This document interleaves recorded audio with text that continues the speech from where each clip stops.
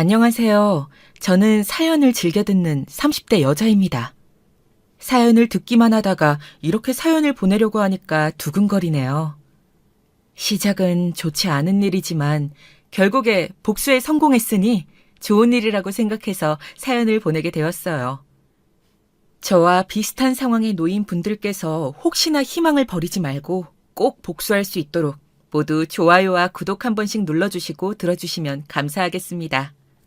저희 아빠는 강남에서 크게 고깃집을 하십니다. 저희 아빠가 직접 개발하신 고기 맛으로 주변 사람들에게 인정을 받았죠. 그래서 사람들에게 소문이 났고 강남에서 저희 고깃집을 한 번도 안 와본 사람은 있어도 한 번만 오는 사람은 없을 정도로 그렇게 매니아층이 많은 고깃집이죠. 그런데 그 레시피를 개발한 저희 아빠가 그만 출근길에 교통사고로 돌아가시게 되었습니다. 저는 결혼한 지 3년 차였고 남편 직장 때문에 아빠랑 멀리 떨어져 살고 있었습니다. 대전에서 강남까지 그래도 기차를 타니 1시간 반 만에 오긴 하더라고요. 남편도 저희 아빠가 돌아가셨다는 소식을 듣고 부랴부랴 기차를 타고 올라왔습니다. 차가 막히면 더 늦기 때문에 저는 이렇게 갑자기 저희 아빠가 제 곁을 떠나실 거라고는 정말 생각도 못했습니다. 그런 일이 제 앞에 막상 닥쳐오니까 어떻게 해야 될지 정말 모르겠더라고요. 그런데 남편은 정말 침착하게 장례 절차도 알아봐주고 남편 덕분에 일사천리로 진행이 되었습니다. 저는 아빠를 잃었다는 슬픔에 제대로 대처하지 못하고 있었는데 옆에서 침착하고 꼼꼼하게 저 대신 장례를 준비해주는 남편의 모습에 참 든든하고 고마웠습니다. 여보, 나 너무 사실 아직도 믿기지가 않아. 우리 아빠 어떡해? 엄마 먼저 보내고 혼자서 나 키우시느라 고생만 하셨는데 이렇게 효도도 못했는데 벌써 가셨어. 나 진짜 앞으로 어떻게 살지? 자신이 없어. 효주야, 지금 네가 많이 놀라고 충격을 받아서 그래. 내가 필요한 절차는 다 준비해뒀으니까 너무 걱정하지 마. 장인어른께서도 효주 네가 그렇게 망연자실하고 슬퍼하는 모습만 보이는 걸 원치 않으실 거야. 천천히 추스르고 나와 내가 조문객들 맞이할 테니까. 여보가 아니었으면 나 진짜 어쩔 뻔했는지 정말 고마워. 난 아빠를 보내드릴 준비가 아직 안 된 것 같아. 그런 준비가 다 된 사람이 어디 있겠어. 순서 없이 우리도 언젠가는 장인어른과 같은 길을 갈 거야. 다만 조금 일찍 가신 거지. 먼저 가신 장모님이 참 보고 싶으셨을 거야. 그러니 너무 슬퍼하지 마, 여보. 정말 고마워, 여보. 나 여보 봐서라도 힘 내볼게. 나 대신 이렇게까지 해줄 수 있는 사람 정말 세상에 당신뿐일 거야. 그래, 여보. 효주야, 지금은 우리 장인어른만 생각하자. 남편 덕분에 장례를 무사히 치를 수 있었고 저는 혼절할 뻔했던 정신을 다시금 부여잡을 수 있었습니다. 시어머니와 시아버지께서도 와주셔서 자리를 지켜주셨고 저는 인사를 드리고 다시 들어오려고 하다가 우연히 이야기를 듣게 되었습니다. 들어서는 안 될, 아니죠. 꼭 들었어야 할 이야기를. 다행히 들은 거라고 해야겠네요. 예, 새아가 얼마나 상심이 크니. 아이고, 불쌍한 것. 외동이라 형제자매도 없이 하나 남은 사돈어른까지 이렇게 빨리 가시다니. 효주야, 우리가 네 엄마 아빠나 다름없지 않니? 너무 상심 말고 사돈어른 잘 보내드리자. 어머님, 와주셔서 감사합니다. 그 어떤 말보다 더 위로가 되네요. 아빠가 떠나셨지만 저에게는 어머님, 아버님이 계시니까 혼자가 아닌 게 맞네요. 너무 감사합니다. 아빠 잘 보내드리는 데에만 집중할게요. 그래, 아가. 너무 걱정하지 말고. 사돈어른께서는 좋은 곳으로 가실 거다. 먼저 간 사부인가 그동안의 회포를 푸시겠구나. 너한테는 나랑 집사람이 있으니 너무 적적해 하지 말고. 아우, 그나저나 지금까지 한잠도 못 잔 거 아니냐? 우리가 여기 있을 테니 조금이라도 눈 붙이렴. 그래, 여보. 지금까지 계속 못 쉬고 밥도 못 먹었잖아.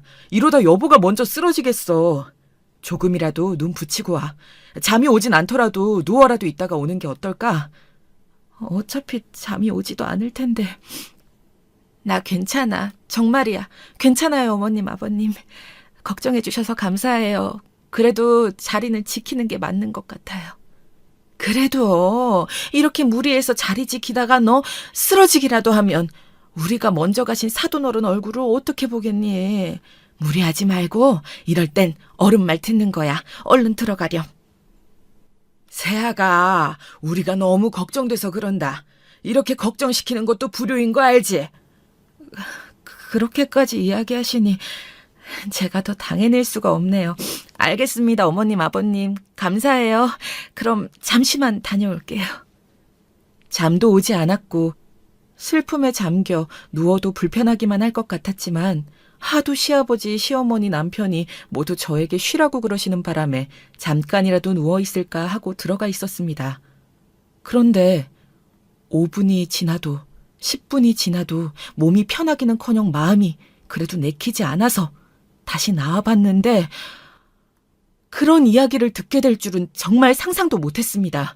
저는 정말 마치 못에 박혀 벗어나지 못하는 사람처럼 계속해서 제가 들은 내용이 맞나 의심하게 되었습니다. 어떻게 저희 아빠 장례식에서 이런 더러운 이야기를 주고받으실 수가 있는 건지 그때만 생각해도 아주 치가 떨려옵니다. 제가 듣고 있다는 사실은 전혀 모르는 눈치였습니다. 하긴 그러니까 이런 이야기를 할 수 있었던 거겠죠. 사돈어른 유산만 얼른 받고 전연 빨리 처리해라. 그게 여러모로 우리 집에 가장 필요한 일 아니겠니? 아유, 장례식은 왜 이리 시간이 안 가나 참. 네, 당연하죠. 장인어른 재산 때문에 제가 효주를 선택했던 거잖아요. 그나저나 저 완벽히 해낸 거겠죠? 저 사실 쫄려요, 엄마. 너는 누굴 닮아서 그렇게 간이 콩알만 하니? 하여간 지 아빠를 닮아가지고 그래서 우리가 계획에서 너희 아빠를 뺀 거잖니. 저 양반은 알았으면 난리를 칠 양반이지. 표정도 못 숨겨서 금방 들통날 테고. 아무리 생각해도 빼고 일 처리하길 잘했어. 지금도 봐봐. 속도 좋지. 저러고 조문객이나 받고 있지 않냐? 그래도 아버지가 조문이라도 해주시니까 우리가 지금 이런 이야기를 맘 편히 할 수 있잖아요. 장인어른한테는 죄송한 일이지만 애초에 유산 노리고 결혼한 거였으니까 옳은 수순이라고 생각해야겠죠. 니네 형이 우리 집 재산만 그렇게 안 날려먹었어도 네 첫사랑이라는 연지랑 내가 진작 결혼 승낙했지. 니네 형이 날린 우리 집 재산 메꾸려면 이 방법밖에 없었잖니. 네가 다행히 효주를 잘 꼬셔서 망정이지 3년이면 많이 참았다. 그동안 제가 얼마나 힘들었는진 알아주셔야 해요. 저는 하루빨리 우리 연지한테 하루라도 빨리 달려가고 싶다고요. 효주 보기도 사실 미안하고요. 사람 마음 이용한 것 같아서. 이제 와서 그런 쓸데없는 소리. 연진의 어머니 많이 아프시다며. 그거 부양하려면 일단 우리 집에 빚은 없애야 될 거 아니냐? 이건 처음부터 정해져 있던 거야. 3년 살다 보니 왜? 효주한테도 정이 가디? 아니요. 그것보다는 사람 대 사람으로 미안해서 그러죠. 내가 장인어른 재산 노리고 접근한 건 꿈에도 모를 텐데. 이제 와서 착한 척할 생각은 마라. 뭔 놈의 쓸데없이 정만 많아가지고.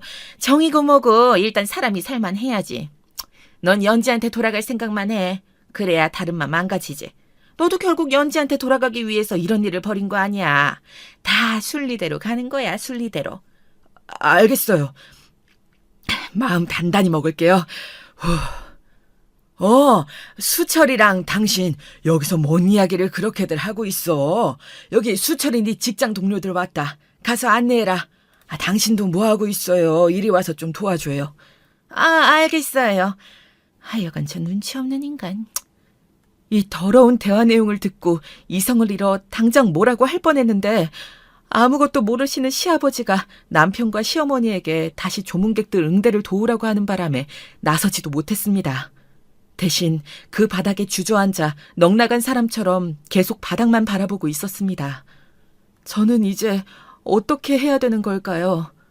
절 만나기 전 오래 만난 사람이 있다는 건 알고 있었지만 그 연지라는 여자에게 돌아가기 위해서 저랑 결혼했다니 무려 지금까지 3년 동안 절 속인 제 남편을 저는 용서할 수 없었습니다. 저를 철저하게 돈으로 보는 시어머니, 저희 친정아빠의 장례식에서 어떻게 이런 말들을 나눌 수 있는 건지 하늘이 무섭지도 않은 사람들이더군요. 여러분들께서 저라면 어떻게 하셨을 것 같나요? 당장 달려가 조문객들 앞에서 멱살을 잡았어야 할까요? 저는 너무 놀라서 그럴 힘도 나지를 않더라고요. 사람이 너무 놀라면 오히려 꼼짝달싹 못한다고 하잖아요. 저는 딱 그런 상황이었습니다. 저희 아빠는 정말 사고로 돌아가신 게 맞는 걸까요? 그것마저 의심이 되기 시작하더라고요. 대화 내용을 천천히 저는 다시 곱씹어보기 시작했습니다. 완벽히 해낸 거 맞겠죠? 라고 시어머니에게 되묻는 남편의 말이 생각났습니다. 무엇을 완벽히 해냈다는 걸까요? 설마 우리 아빠의 교통사고가 우연이 아니라면, 그걸 조작한 거라면 정말 저는 남편을 어떻게 해야 되는 걸까요? 이런 고민을 하고 있는데 검사 사촌 오빠가 조문을 왔더라고요. 그래서 검사 사촌 오빠에게 이 기막힌 일을 털어놓을 수 있었습니다. 검사 사촌 오빠가 그 타이밍에 온 건 아마 억울하게 돌아가신 저희 아빠가 보내신 것 같아요. 그렇지 않고서는 이럴 수 없지 않을까요? 오빠, 와줘서 고마워요. 정말 딱 맞춰 와준 것 같은데 오빠한테 해야 할 이야기가 있어요. 저 정말 어떡하죠? 너무 무섭고 미칠 것 같아요. 그래, 효주야. 며칠 사이에 정말 수척해졌구나. 좋은 곳 가셨을 거야. 할 말이란 게 뭔데? 너 표정이 왜 이렇게 안 좋아? 오빠, 우리 아빠가 억울하게 돌아가신 걸 수도 있어서요. 잠시 이리로 남편이랑 시어머니가 모르게 이야기해야 돼서요. 잠시만요, 와주세요. 뭐? 억울하게 돌아가셨다고? 좀 더 자세히 말해봐. 사고로 돌아가신 게 아니란 말인 거니? 그게 정말이라면 이렇게 가만히 손 놓고 있을 시간이 없어. 얼른 이야기해봐. 힘들겠지만 차분하게 하나하나 놓치지 말고 지금 이 상황에서든 모든 걸 의심하면서 날카롭게 봐야 해. 오빠, 말할게요. 저 사실 사기 결혼 당했어요. 방금 남편과 시어머니가 하는 대화를 우연히 엿들었거든요. 사기 결혼 당했다는 거. 이렇게 우리 아빠 장례식에서 그 사실을 알게 될 줄은 꿈에도 몰랐지만요. 남편은 저랑 결혼한 이유가 바로 우리 아빠 재산 때문이더라고요. 정말 무서웠어요. 남편이 절 속이고 결혼했다는 게, 아빠 돈을 가로채려고 했다는 게, 시어머니랑 짜고 3년 전부터 계획해온 것 같더라고요. 아직도 온몸이 떨리고 목이 메이네요. 저 이제 어떡하죠? 그게 사실이야? 지금 저렇게 조문객들 맞이하고 있는 저 사람들이? 내가 가만두지 않을 거야. 저 새끼 저것도 남편이라고 시어머니랑 같이 짜고, 사람 새끼가 할 짓이 아니지. 잠깐만요, 오빠. 잠시만요. 아직요. 장례식장에서 이럴 순 없어요. 심지어 남편은 저 몰래 첫사랑 연지라는 사람이랑 아직도 만나는 것 같더라고요. 더 중요한 건 우리 아빠가 사고로 죽은 게 아닐 수 있다는 거예요. 남편이 완벽하게 처리한 건지 걱정이 된다고 했거든요. 이거 단순 교통사고 아닌 것 같아요. 우리 아빠 차 타기 전에 혹시 남편이 무슨 짓을 한 건지 지금 당장 CCTV라도 확인해야 될 것 같아서요. 그래, 일단은 침착하는 게 좋겠다. 장례식장이니까 여기에서 소란을 피울 순 없지. 그래서도 안 되는 거고. 알겠어. 내가 한번 알아볼게. 대한민국에 CCTV가 얼마나 많은데 차 사고 나는 것 이외에 동선 따라가면서 CCTV 확인해보면 분명 덜미가 잡힐 거야. 단순 교통사고로 처리되면 너희 남편이나 고모부 동선까지 경찰들이 체크하지는 않을 테니까. 맞아요. 이건 단순 사고가 아니에요. 그래서 증거 확보 좀 부탁드릴게요. 오빠한테 이렇게 어려운 부탁을 드리게 돼서 정말 미안해요. 그런데 지금 제가 믿을 사람이, 부탁할 사람이 검사인 오빠밖에 없어서 그래요. 정말 꼭 좀 부탁드릴게요. 아니야, 이게 우리 일인데 뭘. 고모부 떠나시는 길 외롭지 않게 네가 꼭 여기서 자리 지켜. 지금은 당장 너한테 어떻게 못할 거야. 정말 고모부가 단순한 교통사고로 돌아가신 게 아니라면 내가 내일이라도 당장 네 남편이랑 시어머니 수갑차게 해줄게. 조금만 기다려. 네, 고마워요, 오빠. 오빠만 믿고 있을게요. 사촌 오빠가 검사여서 정말 얼마나 다행이었는지 모릅니다. 바로 수사 들어가겠다고 이야기해주는데 정말 안심이 되었습니다. 제 옆에서 3년 동안 거짓말로 저를 구워 삶은 남편을 제대로 쳐다볼 자신이 없더라고요. 그래서 다시 쉬는 곳으로 돌아가서 쉬는 척을 했습니다. 제가 이야기를 들었다고 생각하고 혹시나 증거를 인멸하려고 하면 안 되는 거니까요. 악마 같은 무섭고 추악한 시어머니와 남편을 마주한다면 쌍욕이 한 바가지 나오는 걸 막을 수 없을 테니까요. 참고 또 참으면서 그렇게 그날 밤을 버텼습니다. 시아버지는 정말 아무것도 모르는 눈치던데 이런 파렴치한 짓을 시어머니랑 남편이 저지른 걸 알면 얼마나 충격이 크실까요? 듣자 하니 아주버님이 시댁의 재산을 모두 날려먹은 것 같던데 결혼 전이나 후에 저한테는 한마디도 없어서 전혀 몰랐던 이야기였습니다. 정말 명백한 사기가 아닌가요? 게다가 연지라는 그 여자는 대체 뭘까요? 왜 결혼한 사람을... 애초에 저를 선택한 게 돈 때문이라 3년간 남편을 기다린 여자쯤 되려나요. 다른 사람 눈에서 피눈물 나게 하고 과연 둘이 행복할 수 있을까요? 절대 아니겠죠. 제가 절대 그렇게 두지 않을 거니까요. 그렇게 칼 가는 심정으로 버틴 밤이 지나고 다음 날이 밝았습니다. 장례식장에 갑자기 형사분들이 들이닥쳐서 남편과 시어머니를 찾는 겁니다. 그래서 사촌 오빠가 단서를 제대로 잡았구나 싶었죠. 아니나 다를까 형사분들이 이런 말을 하시는 겁니다. 정말 저와 다른 조문객들이 경악할 광경이 펼쳐지게 되었죠. 눈앞에서 수갑을 차는 모습은 머리털 나고 정말 처음 봅니다. 아마 다른 조문객분들도 저와 마찬가지가 아니었을까요? 그곳도 다른 곳도 아니고 장례식장에서요. 철컥철컥 수갑 차는 소리가 들리고 형사님들께서 미란다의 원칙을 이야기하시더라고요. 드라마나 영화에서만 보던 모습을 실제로 보다니요. 이수철 씨 되십니까? 장인어른이신 장우범 씨 살인 교사 혐의로 체포합니다. 당신은 변호사를 선임할 수 있고 묵비권을 행사할 수 있습니다. 그리고 이수철 씨 어머니 양춘자 씨도 살인 교사 혐의로 함께 체포합니다. 역시 변호사를 선임할 수 있고 묵비권을 행사할 수 있습니다. 자, 끌고 가시죠. 네, 참 무서운 세상이네요, 장인어른. 사돈을 죽이다니. 끌고 가겠습니다. 자, 얼른 타세요. 형사님, 저를 체포하시는 건가요? 증거 있어요? 있냐고요? 이게 무슨... 아니, 난 아니에요. 안 죽였다고요. 살인 교사라니. 말도 안 돼요. 세아가 형사님들 좀 말려봐라. 증거가 있으니 이렇게 직접 체포하러 온 거 아니겠습니까? 조용히 서로 가시죠. 두 분 다 지금 하시는 말씀은 모두 법정에서 불리하게 작용할 수 있습니다. 결국 이게 진실이었구나. 여보가 어떻게... 우리 아빠를... 어머님이 어떻게 우리 아빠를 죽이실 수가 있으세요? 교통사고로 위장한 살인이었다니요? 말도 안 돼. 이게 어떻게 진실일 수가 있는 거죠? 저는 정말 저의 두 눈을 의심할 수밖에 없었습니다. 남편과 시어머니가 형사님들한테 끌려나가는 걸 지켜보고 있던 저는 뒤따라 나온 시아버지와 눈이 마주치며 어떻게 된 일이라고 묻는 시아버지께 아무 말도 할 수가 없었습니다. 저도 궁금하니까요. 어떻게 이 모든 일이 진실일 수 있는 걸까요? 때마침 검사 사촌 오빠가 와서 상황 설명을 해주더라고요. 세아가 이게 대체 무슨 일이니? 우리 집사람이랑 수철이가 사돈 어른을? 그건 정말 말도 안 되는 이야기잖니. 어떻게 형사들이 와서 이렇게 데려갈 수가. 나만 이 상황이 이해가 안 되는 거니? 뭐 아는 거 있니? 있으면 얼른 얘기해 주렴. 아버님, 그게... 저도 어떻게 된 일인지 이게 정말 진실이라니 저도 믿기지가 않아서요.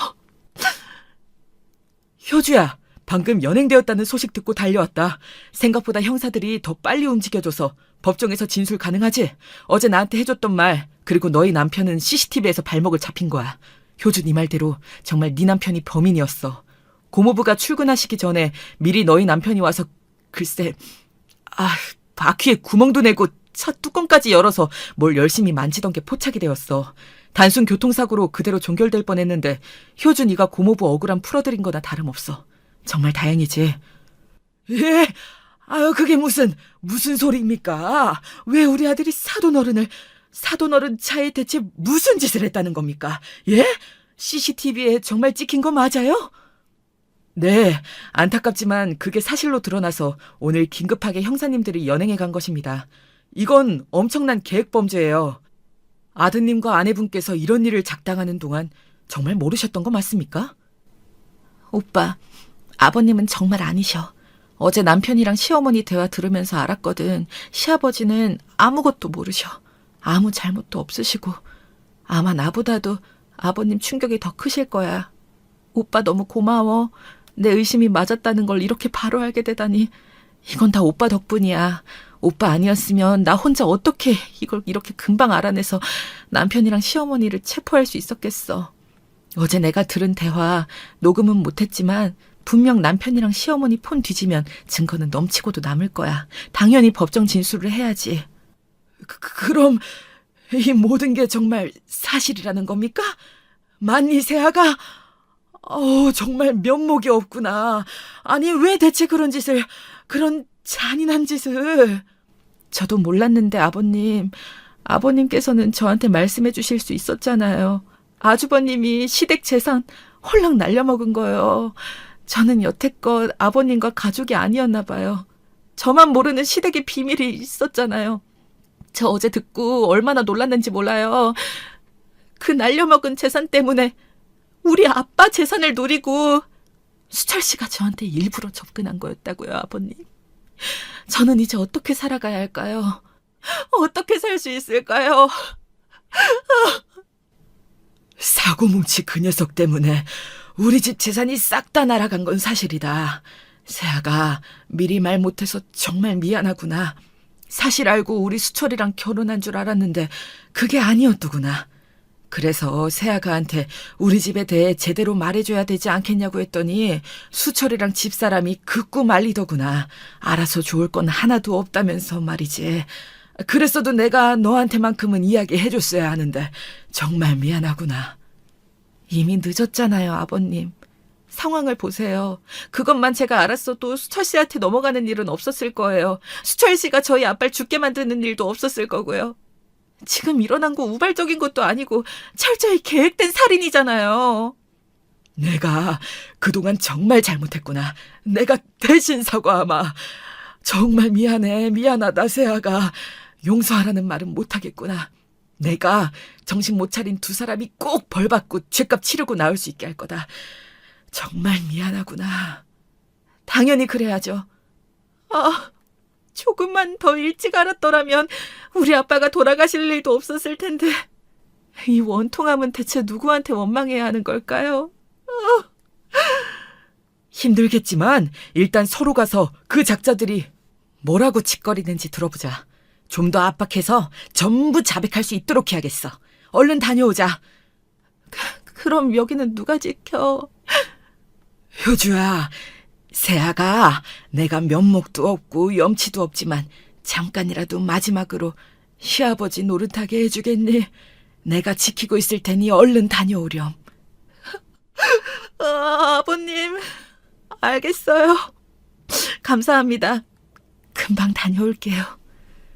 사촌 오빠는 가는 길에 시아버니만큼은 정말 좋은 분도 맞고 범죄에 가담하지 않은 것 같다면서 착잡하겠지만 마음 단단히 먹으라고 해주더라고요.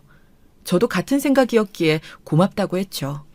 서에서 수갑을 찬 채로 마주한 시어머니와 남편은 정말 가관이었습니다. 저를 보자마자 아주 놀란 사람처럼 눈도 제대로 못 마주치더라고요. 남편은 저에게 정말 미안하긴 했던 걸까요? 시어머니는 그렇게 보고만 있을 거냐면서 자기는 잘못하지 않았다고 계속 우기더라고요. 정말 사람이 어쩌면 그렇게 뻔뻔할 수가 있는지. 보고도 믿기지 않는 광경에 저는 더욱더 입을 열 수밖에 없었습니다. 이렇게 가만히 있으면 안 되는 거잖아요.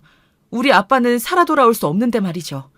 죗값 제대로 치를 수 있도록 저는 어떻게든 자신의 죄를 고백하게 만들고 싶어서 더 이야기를 했습니다. 그런데 정말 뻔뻔한 사람들은 여전히 자백 같은 건 하지 않더라고요. 폰을 열어보면 어차피 다 나올 증거들 앞에서도 말이죠. 정말 정신병 걸리는 줄 알았습니다. 어머님께서 죄가 없으시다고요?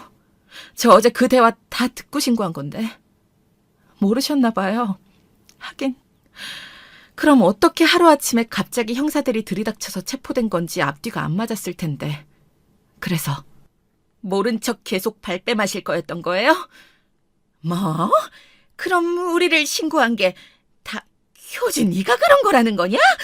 어떻게 그런 말도 안 되는 거짓말을 해서 시어머니랑 지남편을 이렇게 고생하게 하니? 그만하세요. 우리 다 끝났어요, 엄마. 잘 안 해. 어머님, 아주버님이 날린 재산 왜 수철 씨가 메꿔야 한 거죠?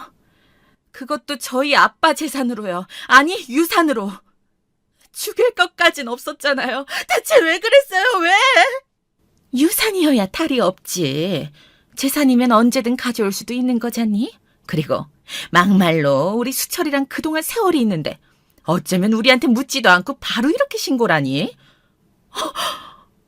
그게 지금 저한테 할 소리세요? 하긴 이렇게 뻔뻔하니까 그런 끔찍한 짓도 저지를 수 있었겠죠. 그 연지라는 여자는 수철 씨 첫사랑이라면서요? 그 여자도 한통속이겠죠? 아니야. 연지는 전혀 상관없어. 지금 이 상황에서도 첫사랑만은 지키시겠다. 참, 당신 나한테 한순간이라도 진심인 적은 있었니? 난 그것도 모르고 우리 아빠 장례식을 척척 잘 준비해줘서 고맙다고 생각하고 있었어. 바보 등신같이 말이야. 당신이 우리 아빠 유산 노리고 계획한 범죄인 줄도 모르고 알아? 지금 내 심정 알겠냐고. 찢어지는 고통 속에 몸부림치면서 겨우 정신을 차렸어. 너 같은 인간 단죄해야 되니까. 수철이 본인이 하겠다고 한 거야. 내가 무슨 수로 말리겠니? 난 잘못 없다? 이것 좀 풀어줘요, 좀. 이렇게 안 하면 연지랑 허락 안 해주신다면서요. 그래서 제가 총대를 맨 거잖아요. 지금 절 버리시는 거예요? 다 엄마가 하라는 대로 한 거잖아요. 그러면 별 탈 없을 거라면서요. 이게 다 누구 때문인데. 그러면 우리 집안 살릴 건 너밖에 없는데 어떡하라고. 바보 등신처럼 사기당해서 우리 집안 거덜낸 놈한테 뭘 바라겠니. 연지랑 살라고 했지 않니? 이번 일만 잘 마무리하고. 근데 그걸 들켜선 정말 눈물 없이 못 보겠네요. 이제 와서 서로 탓하시기는. 둘 다 똑같은 괴물이에요. 저희 아빠 죽이고도 아무 일 없던 것처럼 단순 교통사고로 위장하고 계속 행복하게 살아갈 수 있을 줄 알았어요? 정말 꿈도 크시네요. 아버님도 이 사실을 알고 정말 크게 자책하시던데 어머님과 당신은 자책은커녕 반성도 없네. 미안하다. 지금 와서 어떤 변명도 다 안 통하겠지만 너한테 100% 거짓된 마음은 아니었어. 장인어른한테 그런 짓 한 건 정말 미안해. 나도 방법이 없었어. 지금 다 내가 시켰다는 거냐? 무슨 다 수철이 이놈이 알아서 단독 범행을 한 거라고요. 난 아무 잘못이 없어요. 이것 좀 풀어줘요. 통화 기록이랑 카톡 내용 보면 다 밝혀지실 텐데 이제 좀 그만하시죠. 추악해요, 어머님. 그리고 당신 그런 말 다 소용없어. 연지인지 뭔지랑 그렇게 살고 싶었니? 선처 따위는 없어. 평생 감옥에서 썩어. 두 모자가 아주 오붓하게 말이야. 다른 사람 폰을 보다니. 이건 불법 아니니? 어머 얘 좀 봐라. 내가 뭘 그렇게 잘못했다고 그러니? 내가 감옥을 왜 가? 어? 난 말한 것밖에 없어. 행동은 다 수철이가 있다니까. 정말 미안해. 엄마가 그렇게 하라고 하셨어도 내가 하지 말았어야 했는데 나도 장인어른 재산에 눈이 멀었던 건 사실이야. 그리고 범죄를 저질렀지. 이제 다 끝난 것 같다. 날 용서하지 마. 미안해. 평생 죗값 치르면서 살아. 얘 좀 봐라. 난 아무 잘못이 없다고. 너희 아빠 돌아가신 건 안타깝지만 그게 우리 잘못은 아니라고 몇 번을 말하니. 우리 수철이가 그랬든 아니든 난 모른다니까. 자기는 죄가 없다며 발악하는 시어머니를 뒤로하고 슬퍼 보이는 가식적인 남편의 표정을 뒤로하고 저는 다시 아빠의 장례식장으로 갔습니다.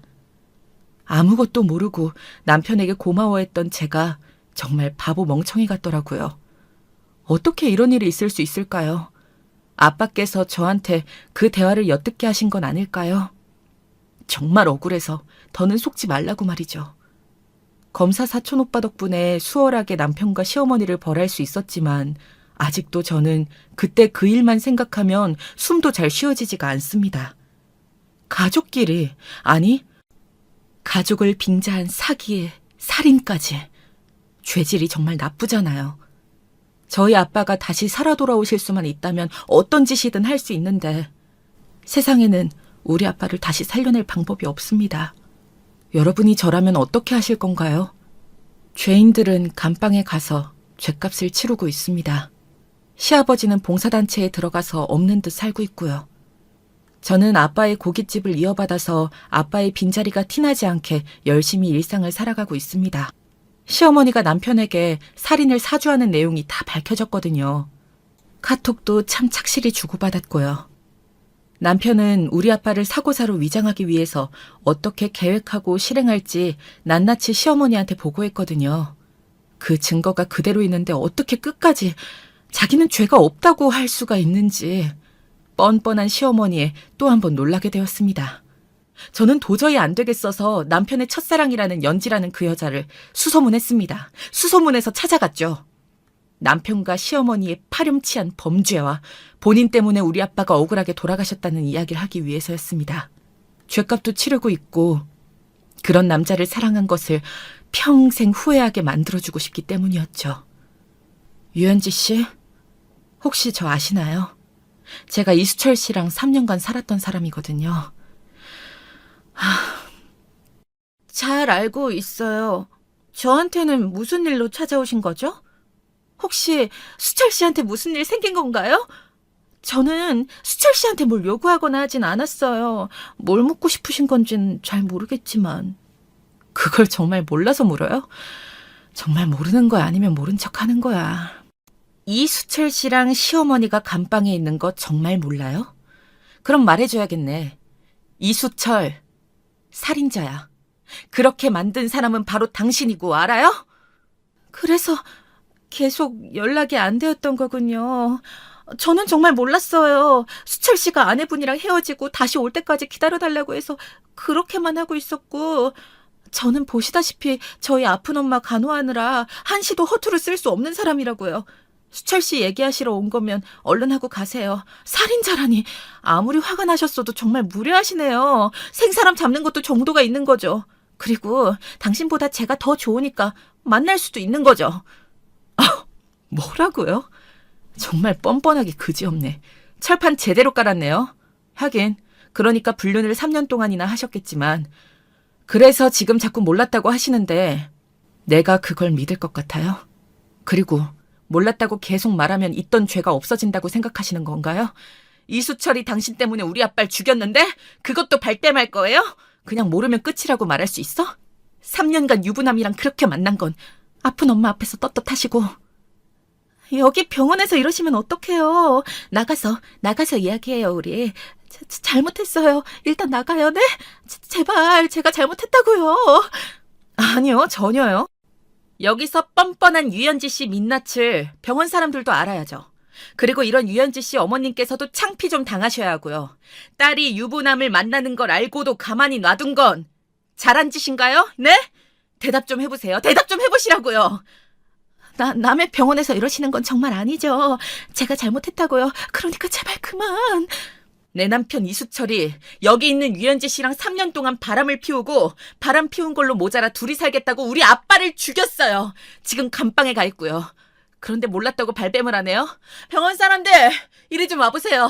이런 년을 제가 그냥 가만히 두는 게 맞을까요? 드라마보다 더 드라마 같은 일이 바로 여기 지금 일어나고 있다고요. 그러자 병실에 있던 사람들이 수군거리면서 남편의 내연녀와 내연녀의 엄마를 욕하기 시작했습니다. 어떻게 그럴 수 있냐면서 말이죠. 세상이 말세라고 무서운 모녀였다면서요. 유부남이랑 불륜을 하게 두는 엄마가 어디 있냐면서 제정신이 아니라고. 그런 이야기들이 점차 소리가 높아졌고 남편의 내연녀는 병실을 뛰쳐나갔습니다. 견디기 힘들었겠죠. 그 모욕을 참기 힘들었겠죠. 그런데 그 정도 각오도 안 하고 유부남을 만나면 안 되는 거겠죠. 저는 온 병실을 돌아가며 저에게 있었던 일들을 모두 말하고 다녔습니다. 이 병원에서 더 있을 수 없게 만든 거죠. 남편의 내연녀가 사는 곳에도 찾아가 소문을 냈습니다. 제가 겪은 이 고통을 그대로는 아니더라도 어떻게든 느끼게 해줬어야 했으니까요. 이렇게라도 해야 했습니다. 안 그러면 정말 미칠 것 같았거든요. 여기 부녀회장님 되시죠? 저는 여러분들의 이웃인 유현지 씨 관련해서 드릴 말씀이 있어서 찾아왔습니다. 제 남편과 3년 동안 바람을 피운 불륜 여인 유연지 씨가 나몰라라하고 뻔뻔하게 잘 살고 있는 것 같아서 도저히 못 참겠어서 이렇게 찾아왔어요. 제발 제 사연 좀 들어봐 주세요. 멀쩡히 잘 살아계신 저희 아빠를 제 남편이 죽였거든요. 바로 유연지 그년 때문에요. 그런데 여전히 자기는 모르는 일이라고 발뺌을 하네요. 어쩌면 이렇게 뻔뻔할 수가 있죠? 그러자 남편의 내연녀와 한 동네에 사는 사람들이 수군거리기 시작했고 유연지 씨에 대한 여론은 급격하게 안 좋아졌어요. 이 동네에서도 살지 못하고 이사를 가게 되었죠. 당연히 그래야 하고요. 저는 이사를 간 곳까지 찾아내서 반드시 또 이 이야기를 전하려고 합니다. 피말려서 못 살게 굴 거예요. 그런 처절한 복수를 해서라도 남편과 내연녀 유연지 사이를 갈라놓을 생각이었죠. 이렇게 하고 나니 그래도 이전보다는 더 통쾌하고 속이 시원해지더라고요. 물론 죽은 우리 아빠가 다시 돌아올 수는 없지만 이 정도 복수는 당연히 해야 하는 거라고 생각합니다. 또 다른 더 좋은 방법의 복수가 있을까요?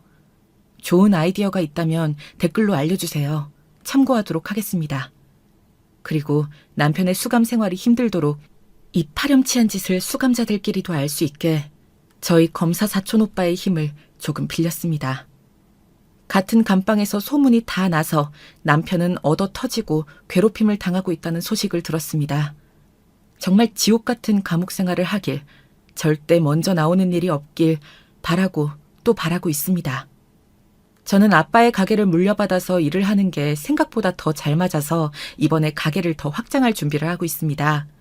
그동안 남편과 살면서 눈이 멀어 아빠와 아빠의 일에 많이 소홀했던 게 후회가 되더라고요. 제가 더 열심히 할수록 하늘에서 저희 아빠가 계속해서 응원해 주시고 계시겠죠? 그래서 그런 마음으로 더 열심히 노력하고 있습니다. 사촌 오빠는 너무 일만 하지 말고 정말 괜찮은 사람을 소개해 줄 테니 만나보라고 합니다. 만나게 해줄 사람도 사촌 오빠랑 같은 검사라고 하더군요. 하지만 지금은 아직 때가 아니라고 생각하고 저는 아빠의 고깃집을 더 키우는 데만 집중하고 있습니다. 저와 정말 인연이라면 제 마음이 다시 열릴 때 그때도 만날 수 있지 않을까요? 지금은 그저 아빠에게 그동안 못해드린 시간을 속죄하면서 살고 있어요. 여러분들, 제가 지금 잘하고 있는 거겠죠? 정말 괘씸한 시어머니도 감옥에서 제대로 벌받고 있을 거라고 저는 강하게 믿고 있습니다. 그래야 맞는 거잖아요. 그래야 이 세상이 공정한 것이겠죠. 여러분, 저의 이야기를 들으시면서 어떤 생각들이 스쳐가셨나요? 저는 아직도 저희 아빠 장례식장에서 들었던 남편과 시어머니의 이야기만 생각하면 답도 넘어가지 않습니다. 제가 그때 그 대화를 들었기에 지금의 상황이 펼쳐졌다고 생각합니다. 그때 제가 그 대화를 듣지 않았으면 저희 아빠는 정말 억울하게 단순 교통사고로 그렇게 마무리가 되었겠죠. 제가 유심히 그 대화를 듣고 의심하지 않았다면, 검사 사촌 오빠가 도와주지 않았다면 이렇게까지 사건이 깔끔하게 마무리되긴 어려웠을 거라고 생각합니다. 그래서 여러분께도 이렇게 말씀드리고 싶네요.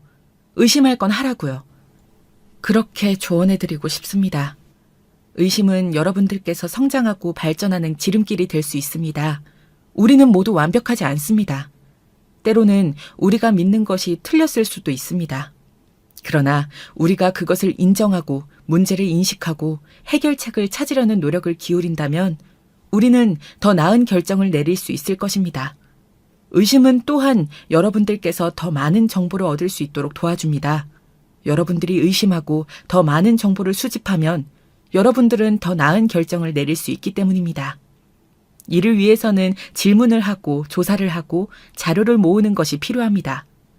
저야 검사 사촌 오빠가 공권력을 이용해 바로 사건을 위한 조사와 자료를 수집해 주었지만 그게 안 되는 상황이라면 신고부터 하고 증거도 모으고 정보도 모아야 할 테니까요. 더 나아가 의심은 우리가 우리 삶을 주체적으로 살 수 있도록 도와준다고 생각합니다. 내 삶에서는 더욱 강력한 리더가 될 수 있도록 도와준달까요? 우리는 모두 처음부터 모든 것을 알지는 않습니다. 때로는 혼자서 문제를 해결해야 할 때도 있습니다. 그러나 의심을 가지고 문제를 인식하고 적극적으로 대처하면서 우리는 더욱 강력하고 효과적인 리더가 될 수 있습니다. 저는 결국 남편과 시어머니를 감방에 보내는 것에서 끝나지 않고 정말 남편의 내연녀가 이 내용을 몰랐는지 범죄 계획에 가담했는지 의심을 했습니다. 끝까지 의심했고 찾아갔기에 내연녀에게 남편과 저 몰래 3년간 불륜을 저지른 것에 대해 온 사람들에게 소문나게 얼굴도 못 들고 다니게 할 수 있었죠. 저는 그런 복수를 하는 힘이 그런 의심 하나도 놓치지 않으려는 처절한 마음에서 왔다고 생각합니다. 여러분, 냉철해지셔야 합니다. 모든 것을 의심하고 정말 그냥 넘어가서는 안 됩니다. 어떤 이야기라도 어떤 단서라도 그냥 여러분에게 닿는 것은 아닐 것이기 때문입니다. 의심은 또한 여러분들이 더욱 경계심을 가지도록 도와줍니다. 우리는 모두 인간이기 때문에 때로는 우리의 판단력이 흐려질 수 있습니다. 의심을 가지고 경계심을 가지면서 우리는 더욱 현명한 결정을 내릴 수 있습니다. 마지막으로 의심은 여러분들과 제가 더욱 성장하고 발전하는 데 도움이 된다는 것입니다. 우리는 모두 완벽하지 않습니다. 때로는 우리가 가진 생각이나 믿음이 틀릴 수도 있습니다. 그러나 의심을 가지고 더 많은 정보를 수집하고 문제를 인식하면서 우리는 더 나은 결정을 내릴 수 있을 겁니다. 결국 의심은 저와 여러분들이 더 나은 결정을 내리고 더욱 성장하고 발전하는 데 도움을 줄 수 있는 능력입니다. 우리는 모두 완벽하지 않기 때문에 의심을 가지면서 더 나은 결정을 내리도록 노력하십시오. 저의 사연이 여러분들에게 이런 복수도 가능하다는 것도 알려드리면서 또 정의가 있다는 것을, 정의가 노력하면 승리할 수도 있다는 것을, 작은 것도 그냥 지나치지 않고 의심하면 길이 열린다는 것을 꼭 말씀드리고 싶습니다. 길고 긴 사연 들어주셔서 너무 감사드립니다. 제게 더 좋은 복수 방법이 있거나 한다면 댓글로 남겨주세요. 저의 행보를 응원한다는 댓글도 달아주시면 정말 큰 힘이 될 것 같아요. 여러분들께서 저라면 어떻게 하셨을지도 한번 들어보고 싶고요. 이렇게 사연을 통해 여러분들과 잠시라도 연결될 수 있어서 행복했습니다. 감사합니다. 모두 좋은 한 주 보내시고요. 사연 들어주셔서 감사합니다. 안녕하세요. 저는 40대 초반을 갓 넘긴 여성입니다. 흔히 결혼은 지옥이라는 말이 있던가요? 결혼 전엔 그 말을 결코 믿지 않았었는데 이제는 무엇을 의미하는지 알게 되었네요. 천국과 지옥으로 갔던 제 파란만장한 결혼 생활 이야기. 허심탄회하게 들려드릴까 합니다. 부디 끝까지 들어주셨으면 좋겠어요. 저는 현재 지방에서 작은 카페를 운영하고 있어요. 카페를 운영한 진 10년 정도 되었는데 남편을 만난 것은 바로 카페를 시작했을 당시였습니다. 초보 사장으로서 이리 뛰고 저리 뛰며 바쁘게 하루하루를 보내고 있던 시기였죠. 내 힘으로 자금을 모아 30대 초반엔 꼭 나만의 카페를 열겠다는 빛나는 포부를 가지고 열었지만 실제 운영하는 건 생각만큼 쉽지 않아 매일매일 고생길이었어요. 그런데 그때 당시 남편이 저희 카페가 있는 건물에 작은 회사에 다니고 있었어요. 보통 그 회사에 다니시는 분들은 1층에 있는 저희 카페를 자주 애용하곤 했기에 처음엔 남편도 그중 한 사람일 거라고 생각했죠. 왜냐하면 유난히 저희 카페를 자주 찾았거든요. 그런데 어느 날 갑자기 대시를 하더라고요. 카페 냅킨에 자기 전화번호를 쓴 후 그것을 조심스레 제 쪽으로 밀더니 남자친구 없으시다면 연락주세요 하고 말한 후 쏜살같이 도망갔습니다. 다 큰 성인 남자가 귓불까지 빨개져 더듬더듬 말하는 모습이 얼마나 웃기고 한편으론 얼마나 귀여웠는지 모릅니다. 저는 그 모습에 반해 남편에게 바로 연락을 취하게 되었고 그렇게 알콩달콩한 연애를 시작하게 되었어요. 카페가 완전히 자리 잡는 1년 동안 남편은 다방면에서 저를 도와주었어요. 바쁜데 어떻게 왔어요? 혼자 마감하느라 외롭잖아요. 같이 하면 좋죠. 남편의 회사가 당시 바로 위층이었기 때문에 퇴근 후에도 카페에서 저를 기다리다 마감할 때 같이 마감 정리를 한다든지 하는 식으로 도와주었는데 그땐 그게 그렇게 고마웠어요. 저 사람도 회사 업무에 치여 고단하고 힘들 텐데 그럼에도 늘 제 일이라면 두 손 걷고 나서는 모습이 너무 듬직해 보였거든요. 그렇게 사람의 한 단면만을 보고 저는 2년 정도 연애 후 남편과 바로 결혼 이야기를 나누게 되었어요. 그리고 그때 드디어 남편의 시부모님도 남편도 저희 부모님을 뵙게 되었죠. 이때 남편의 부모님, 특히 시어머니는 제가 생각했던 분위기와는 완전히 달랐는데요. 저희 집 재산 수준이나 이런 것들에 무척 관심이 많으시더라고요. 시어머니가 유독 반응한 부분은 저희 부모님이 시골에 사신다는 점이었습니다. 아니, 그러니까 부모님이 시골 깡촌에 사신다고? 깡촌은 아니고요. 그게 그 말이지 뭐니? 난 듣도 보도 못한 이름인데 어머머 세상에 어떻게 그런 곳에 사신다니 불편하지도 않으신가? 근데 시골 그런 구석에 사신다면 돈 나올 구석은 없겠구나. 너 결혼할 때 돈 얼마 갖고 올 거니? 친정에서 얼마나 지원해 주신대니? 네? 사람이 너무 당황스러우면 오히려 할 말을 멈추고 되묻게 되더라고요. 대놓고 얼마 지원해 줄 거냐 묻는 말에 저는 제가 모아놓은 자금의 1,000 정도 보태주신다고 솔직하게 말씀드렸습니다. 그랬더니 바로 시어머니 표정이 험악해지더라고요. 그러면서 혼잣말로 다 들리게 중얼중얼 거리시더라고요. 이거 큰일 났네, 큰일 났어. 카페도 문이 쬐끄만해서 근근히 먹고 사는 수준이겠더만. 내 아들 등골 휘어지겠네, 휘어지겠어. 아유, 이제 와서 반대할 수도 없고 말이야. 집이 그래도 좀 살아야 봐줄만 할 텐데. 시댁이 뛰어나게 부유하다면야 저도 할 말이 없겠어요. 그런데 시댁은 그저 서울에 사는 평범한 중산층 가정이었어요. 시어머니는 작은 사업체를 운영하시는 시아버지 옆에서 평생을 가정주부로 사신 분이셨고요. 그러니 저도 슬슬 화가 나더라고요. 어머님, 초면에 말씀이 너무 지나치신 것 같은데요. 엄마, 왜 이래 정말. 내가 이러지 말라고 그랬잖아. 그만해. 며느리 앉혀두고 뭐 하는 거야. 정말 쪽팔려 죽겠네. 가자, 지연아. 남편이 거의 저를 강제로 끌고 나가다시피 하지 않았다면 아마 제가 시어머니와 한판 붙었을지도 모르겠는데요. 그만큼 너무 놀라고 당황스러워 이런 시어머니가 현실에 존재할 수 있는지 한참을 곰곰이 생각해봐야 했답니다. 사실상 시어머니 이야기는 오늘 사연의 하이라이트나 다름없으니 이 이야기는 기회가 된다면 나중에 자세히 들려드리는 걸로 하고요. 먼저 결혼 전 진행되었던 상견례부터 말씀드릴게요. 저희 엄마와 아빠는 당시 시골에서 시부모님께서 직접 서울에 잡아놓은 상견례 장소까지 차를 몰고 올라오셨어요. 아무래도 장기간 운전을 한지라 엄마와 아빠 모두 피곤하신 상태였을 텐데도 첫째 딸 시집 보낸다 생각하니 그저 떨리는 마음뿐이라며 저를 다독여 주셨어요. 딸만 둘 있는 저희 집에서 제가 처음 시집을 가는 거였거든요. 엄마는 너무 긴장을 해서 그런지 곱게 하신 화장마저 살짝 들뜨셨더라고요. 그런데 그런 엄마와 아빠의 얼굴을 처음 본 시어머니의 첫마디가 너무나 무례했습니다. 아니, 안색이 왜 그러세요? 하얗게 질린 게 꼭 달걀 귀신 같으시네. 설마 서울까지 직접 운전해 오셨어요? 이런 날에 돈 아끼지 마시고 택시라도 잡으시지. 아이고.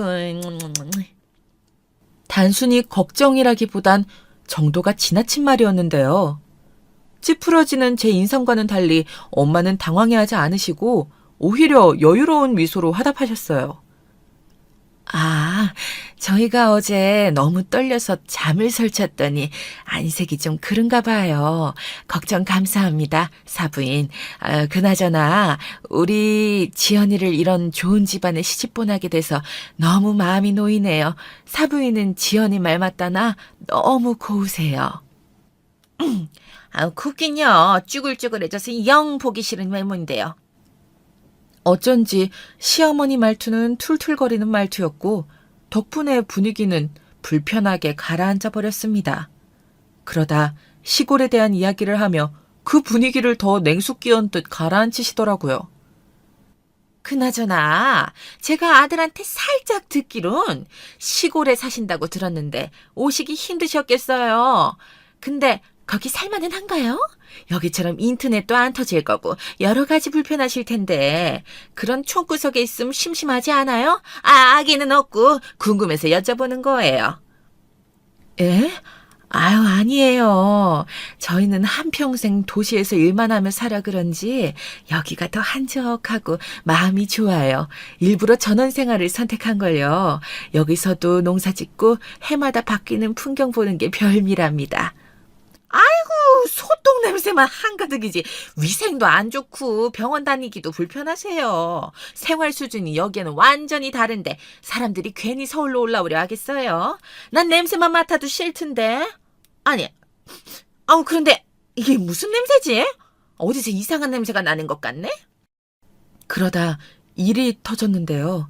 시어머니가 갑자기 어디서 이상한 냄새가 난다며 저희 엄마와 아빠 쪽을 계속 흘끔거리시는 겁니다. 음식이 걷어지고 디저트가 나올 때까지 내내 그 말씀을 했어요. 당시 화려한 장신구를 주렁주렁 달고 온 시어머니와 다르게 저희 엄마와 아빠는 깔끔하지만 단정한 차림으로 참석하셨는데요. 그게 마치 빈곤의 상징이라도 되는 것처럼 저희 부모님에게서 시골 구석 냄새가 난다는 식으로 행동하시는데 어이가 없어 제가 한마디 거들었어요. 어머님, 아무 냄새도 안 나는데 자꾸 무슨 말씀이세요? 맞아, 엄마. 왜 그러세요? 아무 냄새 안 나는데 심지어 비염까지 있으셔서 냄새도 잘 못 맡으시는 분이? 아니, 그럼 내가 거짓말이라도 한다는 거야? 냄새가 나니 난다고 하지. 당신 그만해. 상견례 자리에서 뭐 하는 거야?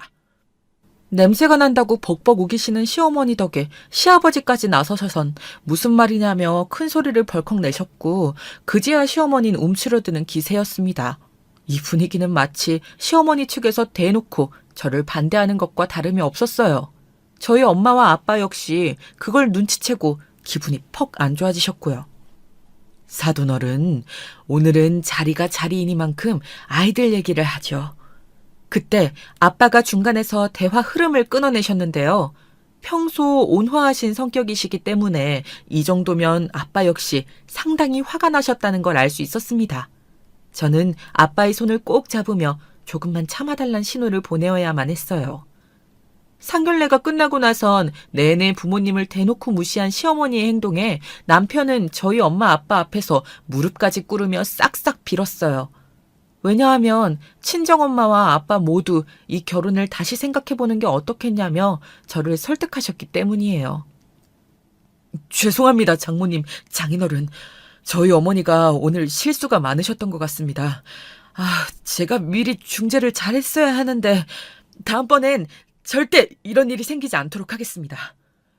오늘 사부인 행동이 지나쳤던 건 명백한 사실이라 내가 우리 딸아이 결혼식을 앞두고 많은 생각이 드네. 괜한 시집살이 시키시는 건 아닐지 말이야. 자네 무슨 말인지 알지? 그럼요, 장인어른. 제가 중간에서 절대 그런 일 없도록 할게요. 맹세합니다. 정말입니다. 장인어른, 장모님 정말 죄송합니다. 지연아, 미안해. 너한테도 할 말이 없다. 나도 많이 부끄럽고 민망해. 솔직히 상견례에서 시어머니가 보인 발언과 행동에 저도 결혼을 다시 한번 생각해봐야 하나 많은 고민이 들었지만 남편이 엄마와 아빠가 시골에 내려가신 후에도 제 마음이 혹여나 바뀔까 싹싹 빌었기에 저는 좀 더 이 사람을 믿어보기로 했습니다. 당시엔 어차피 결혼하고 나면 명절날이나 생신이 아니라면 볼 일이 없을 거라 생각했으니까요. 또 남편에 대한 사랑도 한몫했습니다. 그런데 결혼을 하자 이젠 물을 수 없다고 생각했는지 시어머니의 행동은 선을 넘기 시작했습니다. 예, 나다. 그래, 누구긴 누구야. 넌 이 시어미 목소리도 못 알아보니? 몰라본 게 아니고요, 어머님. 무슨 일 있으세요? 다른 게 아니고 내가 지금 너희 카페로 갈 테니까 커피 10잔 정도랑 디저트 고급진 거 비싼 걸로 세팅 좀 해놔라. 내 친구들 싹 데리고 갈 거니까. 네? 지금요? 어머님, 단체 손님은 지금 곤란한데요. 손님들이 이미 계셔서 자리가 나지 않을 것 같아요. 죄송해요. 자리가 나지 않으면 만들면 되지. 뭐가 문제야. 얼른 자리 안 만들어 놔? 이거 중요한 동창 모임이란 말이야. 내가 우리 며느리 소개시켜줄 겸 겸사겸사 니네 카페 매상도 올려주러 가는 건데 너는 애가 왜 이리 야박하니? 저를 소개시켜 주신다고요?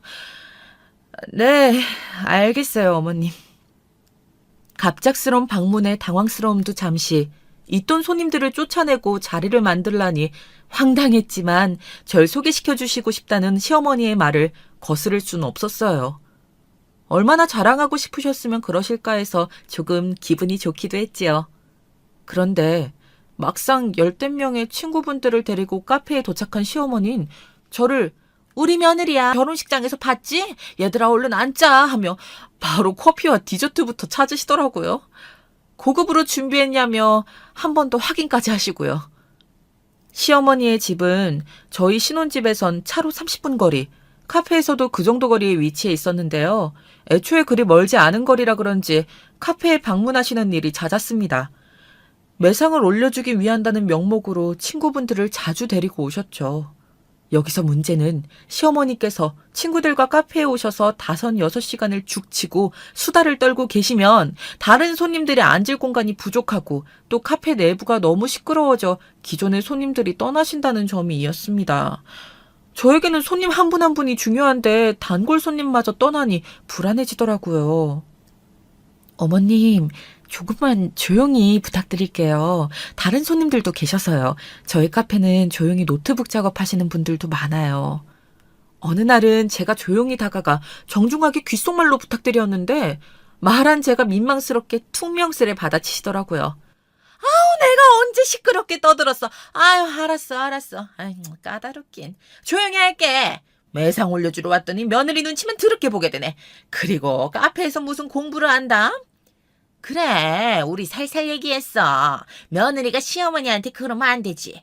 이런 반응들이 대부분이었기에 더더욱 제 기분도 상하였습니다. 그런데 더 놀라운 일은 그 다음 이어졌어요. 사실상 이 부분이 가장 화나고 염치가 없다고 느껴지는 부분인데요. 시어머니께서 한창 수다를 떨고 나시면 그냥 자리를 뜨시는 겁니다. 계산은 안 하신 채로요. 어머님, 계산은... 예, 일단 달아놔라. 예? 내가 나중에 붙일 테니까 달아놓으라고. 귀 어둡니? 오늘은 내가 지갑에 깜빡했어. 명자야, 얼른 가자. 나 오늘 노래방에서 한 10대곡은 불러 제껴야겠어. 5, 6시간에 걸쳐 카페 영업을 방해하고 그것도 모자라 외상을 하시는데 이런 일이 여러 번 이어지자 정말 못 참겠더라고요. 무엇보다 제게 카페는 생업인데 일을 방해하는 일이잖아요. 남편에게 대신 전해달라며 토로했어요. 여보, 어머님이 오늘도 가게에서 10만 원치를 또 그냥 공짜로 드시고 가셨어. 아, 정말? 우리 엄마가 또? 아우, 진짜 엄마 왜 그러시냐. 알았어, 내가 처리할게. 남편 역시 이런 이야기를 들으면 괴념쩍고 민망하기 그지없을 겁니다. 어떤 자식이 부끄럽지 않을 수 있을까요? 남편은 그때마다 진심으로 미안해하며 어머니에게 전화를 걸어 그러지 마시라 당부하곤 했습니다. 그런데 시어머니는 참으로 철면피였어요. 아, 내가 뭐 얼마치를 먹었다고 그러는 거야. 나 고작 커피 몇 잔 얻어먹었을 뿐이다. 그걸 받아내려는 걔가 웃긴 거지. 걔는 가족 사이에 그런 걸 다 받아내야겠다니? 정말 쪼잔스럽다. 어머니는 저를 짠순이, 그것도 모자라 속 좁은 며느리로 만들고 그것으로 분이 풀리지 않았는지 남편의 동생인 시누이에게도 이 일을 일러바쳐 한창을 제욕을 해대신 것 같았습니다. 다음 날 시누이에게서 전화가 걸려왔거든요. 남편에게는 시누이가 한 명 있었는데 이직이 취미일 정도로 한 직장에 적응하지 못하고 늘 회사에서 사람들과 싸우고 나와 현재는 백수 상태에 머물러 있는 사람이었어요. 늘 불평불만을 입에 달고 사는 사람들 있잖아요. 시누이가 딱 그 짝이었죠. 이런 시누이가 저를 겨냥하며 하는 말에 기가 막히더라고요. 언니도 참 대단해요. 아니, 우리 엄마가 친구들이랑 콧바람 좀 쐴 겸 일부러 먼 언니 가게 찾아가는 건데 그게 그렇게 속상했어요? 엄마가 언니 자랑도 하고 싶고 하니까 찾아가는 거지. 언니 속 좁게 살지 마요. 그러다 벌 받아요. 아가씨, 말 가려하세요. 지금 누구 보고 벌 받는다는 거예요? 거기까지만 했어도 화가 났을 텐데 다음 날 시어머니는 보란 듯이 또 제 가게에 찾아왔더군요. 이번에는 말도 없이요. 예, 자리 좀 내라. 10석 이상. 오늘은 인상 구기지 말고 있으라. 게다가 그날은 다른 곳에서 도시락을 싸오신 건지 냄새가 심한 주먹밥과 김밥을 주섬주섬 대놓고 드시는데 말려도 소용이 없었어요. 그리고 마지막으로 그 쓰레기들을 그대로 테이블 위에 올려놓고 나가려 하시더라고요. 이번엔 안 되겠다 싶어서 말씀드렸습니다. 더 이상 외상은 불가하니 일단 지금껏 드신 음식과 커피값의 일부만이라도 정산해달라고 말입니다. 그런데 마침 뒤에 있던 어머님 친구분이 무슨 일이냐며 다가오신 거예요. 시어머니는 그게 너무 창피하셨는지 입술을 꾹 깨물고 부르르 떨더니 제 얼굴을 향해 카드를 집어 던지셨어요. 너 아주 대단하다, 대단해. 이 속 좁은 것 같으니라고. 다른 며느리들은 용돈이나 명품 선물을 주지 못해 안달인데 너는 이런 거에 부득부득 돈까지 받아내려 하니? 웃긴 건 시어머니가 나가시고 카드를 긁으니 잔액 부족으로 떴다는 겁니다. 어처구니가 없어 혼자 마구 웃음이 나올 지경이더라고요. 그리고 그날 카페에서 퇴근해 집으로 들어갔는데 어쩐지 분위기가 어두웠어요. 남편의 얼굴이 먼저 보였는데 약간 불안한 얼굴로 다리를 덜덜 떨고 있었고 그 옆에는 팔짱을 끼고 TV를 노려보고 계시는 시어머니가 앉아 있었습니다. 역시나 예상대로 시어머니는 한판 붙을 기세로 저를 부르셨습니다. 어머님 오셨어요? 너 여기 좀 앉아봐라. 내가 너 시골 촌구석 출신이라 무시하지 않고 사람 대접해줬더니 나를 그런 식으로 무시하니? 내가 오늘 친구들 앞에서 얼마나 망신스러웠는지 아니? 내 친구들이 나를 얼마나 불쌍하게 보든지 며느리한테 그런 대접받고 사냐 그러더라. 정말 쪽팔려서 망신 이런 개망신도 없었다고. 아, 그러셨어요? 저는 일부러 더 무표정으로 담담하게 대꾸했습니다. 제가 시어머니의 말에 겁에 질려 하거나 크게 반응하면 할수록 오히려 지는 거라고 생각했거든요. 저는 의연하고 담담하게 제 의견을 말했습니다. 어머님께서 외상을 달아놓은 금액이 300만 원에 달하고 그걸 단 한 푼도 갚지 않았다는 건 잘못되었다고 말이죠. 그러자 시어머니는 돈 한 푼 없는 저희 집 이야기를 늘어놓으셨어요. 내가 말이다. 니네 엄마 아빠가 가진 것 하나 없이 너 낳고 길렀다 해도 상견례장에서 싫은 말 한 거 하나 없다. 솔직히 말해. 너 뭐가 잘났니? 그저 그런 전문대 나와 고작 커피나 팔고 있는 주제에 내 아들은 그래도 괜찮은 회사 다니고 꼬박꼬박 월급 타오는 성실한 직장인이야. 너 카페 하는 것도 마음에 안 들었어. 그거 언제 망할지도 모르는 사업 괜히 망했다 피보면 어쩌려고. 근데도 내 아들이 하도 좋다고 하니까 허락해 준 거다. 근데 이게 은혜도 모르고. 제가 카페를 하면서 제일 많은 이득을 본 건 분명 시어머니인데 어머님의 뇌에는 그런 생각 같은 것들이 전혀 없어 보였어요. 오로지 자기 아들이 너무 아깝고 불쌍하다라는 내용뿐이었죠. 그런데 여기서 제 예상을 벗어난 것이 있었으니 남편의 행동이었어요. 남편은 이런 상황이 펼쳐지고 있음에도 불구하고 아무 말 못하고 다리만 덜덜 떨고 있더라고요. 얼마나 한심하게 보이던지 시어머니의 막말보다 그 꼴이 더 실망스럽더라고요. 어머님, 저도 한마디 드릴게요. 다른 건 몰라도 저희 집 이야기는 꺼내지 말아주세요. 저희 어머니 아버지 가진 거 하나 없으신 분 아니고 저한테 정말 좋으신 것들만 물려주신 분이에요. 그리고 저희 카페 매상 괜찮았으니 앞으로 오지 않으셔도 될 것 같아요. 아까 카드 잔액 부족으로 떴으니 그것도 계산해 주시고요. 부탁드립니다, 어머님. 뭐야? 시어머니는 약간 당황하셨는지 말씀을 흐리셨습니다. 그러다 이내 자기도 지지 않겠다는 듯 한마디를 꺼내셨는데 놀랍게도 시어머니가 꺼낸 카드는 상상치 못한 가게 개업이었어요. 네가 아주 네 굴을 파는구나. 내가 여기 대로변 있지? 거기에 아주 큰 소고기 식당을 열기로 했다. 아마 사람이 빠글빠글할 거다. 안 봐도 뻔하지. 나 사는 곳이 돈 꽤나 있는 사람들이 많이 사는 동네잖니? 그런 사람들은 돼지 안 먹고 소 먹거든. 비싸도 소가 최고지. 근데 이 식당 사업이 잘 되면 누구한테 가겠니? 내 아들한테 갈 거야. 그러니까 니네 부모한테 배운 것처럼 촌스럽게 굴지 말고 줄을 잘 서란 말이야. 아무리 지 부모한테 배운 게 없어도 그렇지 어디서 따박따박 말대꾸라고 앉아있어? 참으로 유치했습니다. 외상값 계산해달랬더니 가게 개업할 거라며 그 가게 받으려면 자기한테 잘하라니 거기다 마지막에 덧붙인 저희 부모님에 대한 모욕은 너무나 치욕스러웠어요. 어머님, 아무리 그래도 부모님 운운하는 건 좀 아니지 않나요? 저희 부모님 관련된 발언부터 취소해주세요. 취소 안 해주시면 저 더 이상 어머님 얼굴 못 볼 것 같아요. 이게 미쳤나? 내가 뭘 잘못했다고 취소를 해? 취소해주세요. 저기 여보도 그만, 너무 감정적인 것 같아. 그리고 엄마, 그건 엄마가 심했어. 왜 갑자기 장모님 장인어른 얘기를 꺼내. 엄마, 아무튼 개업 준비하느라 바쁠 테니까 얼른 가보셔. 가자. 저와 시어머니의 갈등이 팽팽해지자 남편은 이 중간에서 눈치를 보며 시어머니의 손을 덥석 잡아 밖으로 내끌었습니다. 하지만 저는 나가는 시어머니에게 입금부터 해달라는 말로 팽팽히 맞섰어요. 결국 시어머니가 제 머리채를 잡으려 들자 남편이 가로막고 시어머니까지 오신 이후에야 정리가 되기 시작했습니다. 다행히 시아버진 공정하셨습니다. 상황을 들어보시더니 혀를 쯧쯧 차시더라고요. 당신이 그간 며느리 가게에서 외상한 건 갚어. 이 사람이 뻔뻔해도 정도가 있지 이게 먹튀가 아니고 뭐야. 아니, 내가 무슨 먹튀래. 난 그냥 모임을 가진 거예요. 내가 며느리한테 그 정도 호의도 못 받아요? 먹튀. 시어머니의 행위를 정확하게 지칭하는 단어였습니다.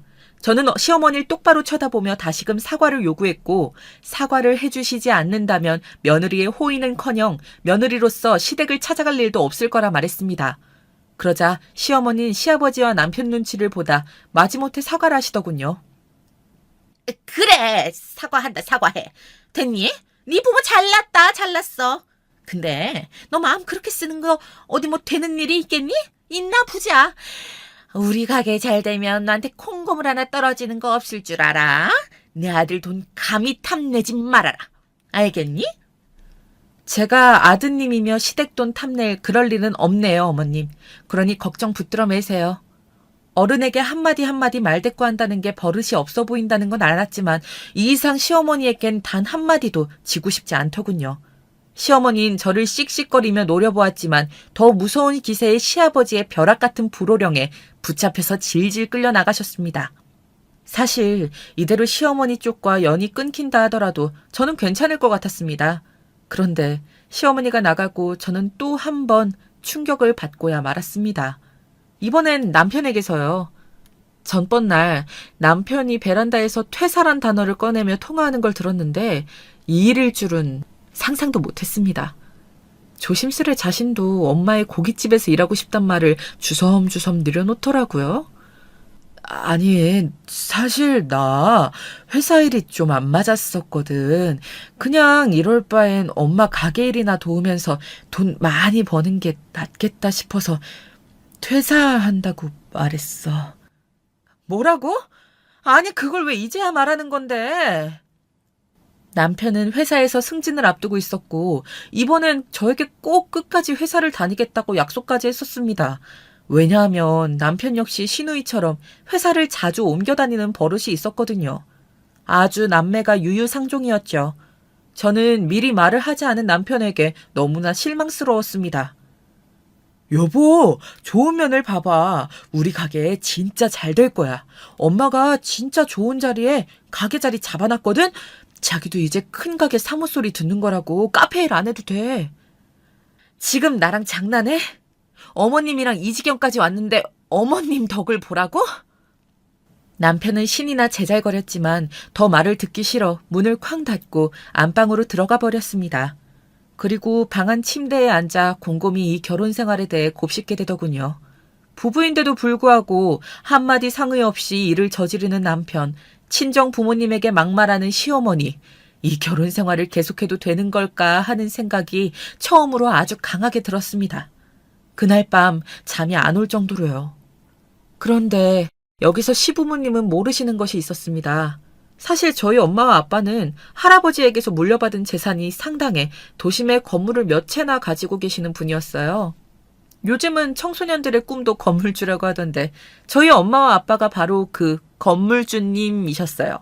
하지만 돈이 많은 사람에겐 반드시 안 좋은 사람들이 따라붙는다는 아빠의 교육 철학에 따라 저나 여동생이나 다른 사람들에겐 철저히 그런 사실을 숨기고 살아온 지 오래였어요. 너희가 돈을 가졌다는 걸 티내면 분명 좋지 못한 목적으로 다가오는 사람들이 생길 거야. 아빠는 우리 딸들이 그런 일을 겪지 않았으면 좋겠어. 또 아빠는 너희가 정말 힘들 땐 집에서 당연히 도움을 주겠지만 경제적인 부분을 자력으로 해내셨으면 좋겠다고 말씀하셨어요. 그게 저희 자매를 위한 길이라 생각하신 거죠. 그래서 저희 자매는 실제로 대학 등록금을 제외한 생활비를 저희 돈으로 해결했어요. 다시 말해 시어머니는 단단히 오해하고 계신 것이었습니다. 그러니 저런 막말도 거침없이 쏟아낼 수 있는 것이었죠. 사람을 돈으로, 심지어 자기의 사돈되는 사람들까지 얕잡아보는 시어머니에게 진절머리가 나더라고요.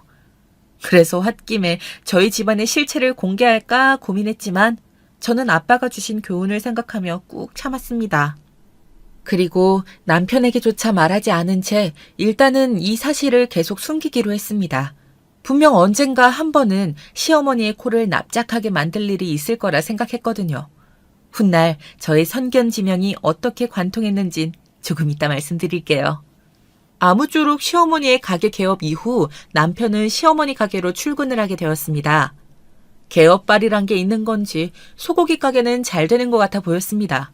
원래라면 시어머니가 저에게 카페 끝나고 나와 가게 일을 도우라 재촉했겠지만 그럴 수가 없었어요.